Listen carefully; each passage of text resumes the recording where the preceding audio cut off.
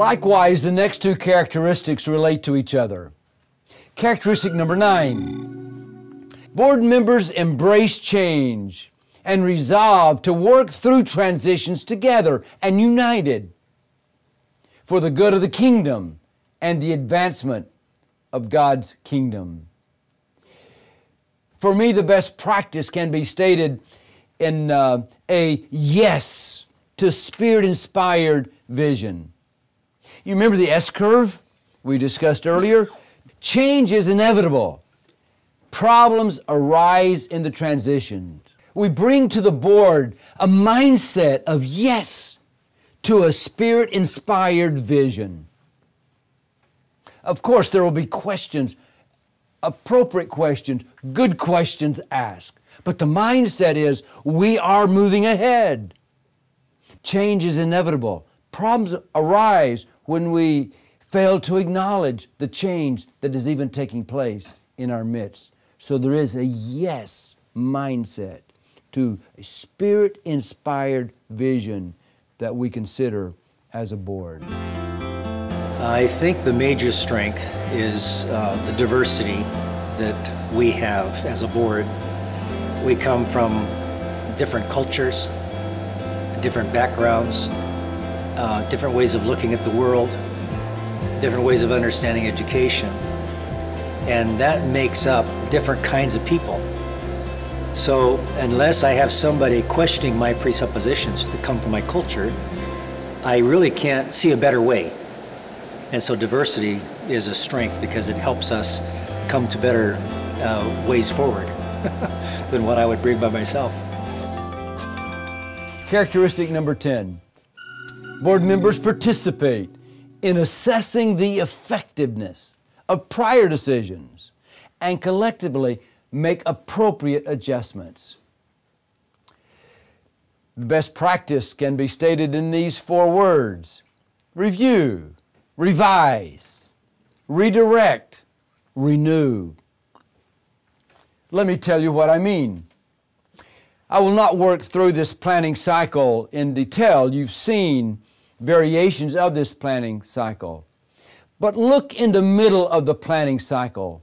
The words continually review and revise your strategy.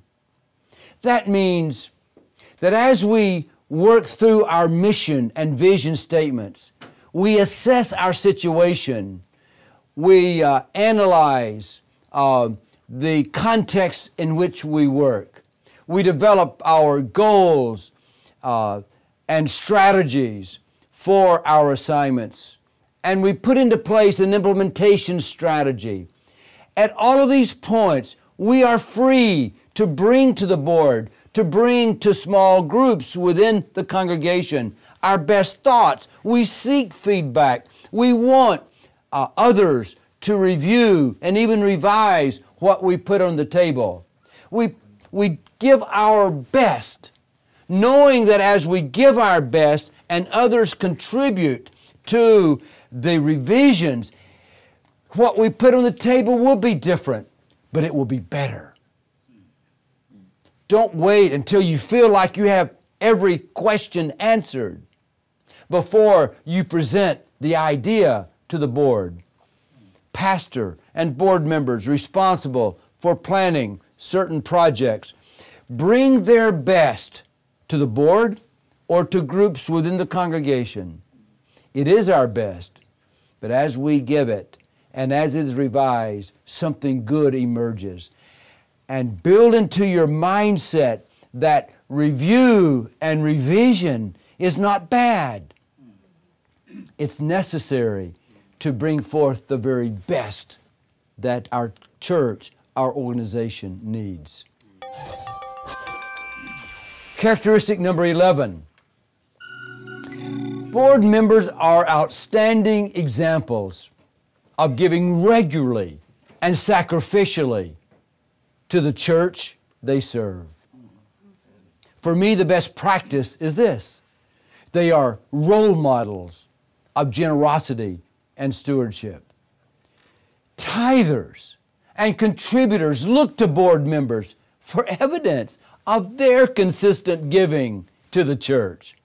and they should expect no less. The primary responsibility of bringing the local church or the district church to a state of financial health lies on the members of the board. So in terms of funding the church on these areas, the board should take the lead in coming up with plans and strategies on how to fund the church. And characteristic number 12, board members develop new leaders for increased responsibilities and commitment to the local church. The best practice is stated in 3 words, but 3 powerful words. Pass it on. Pass it on. Reproduce yourself as a passionate advocate for the local church and its mission. Board members look to others to bring them in increasingly to leadership assignments and leadership roles. You engage in passing on to others what you have been blessed to receive, even in the leadership of the local church or the ministry or organization. Don't hesitate to use committees as a way to provide opportunities for emerging leaders to take on more and more responsibility. Ad hoc committees, task force, look for ways to involve more and more people.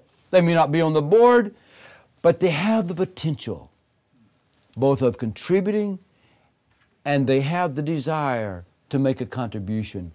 Look for ways to involve them. Pass on to them. Pour into them what has been poured into you. Board members should intentionally mentor and nurture the next generation of church leadership. Board members should intentionally mentor and nurture the next generation of church leadership. In a moment, I want our group to pause and ask these questions. In light of the characteristics we've just outlined today and the best practices associated with each characteristic, what are the processes in our board that need to be clarified? What are the policies, new policies, that are needed to make us stronger and more effective? What are the questions that we need to ask? Are there plans that need to be developed? Are there projects that need to be initiated? What is the next step? Or what are the next steps for our board? If we really intentionally want to become stronger and more effective as a governing board of our local church or our ministry organization. Let's pause and reflect on these questions, and then we'll come back and bring our conversation to a close.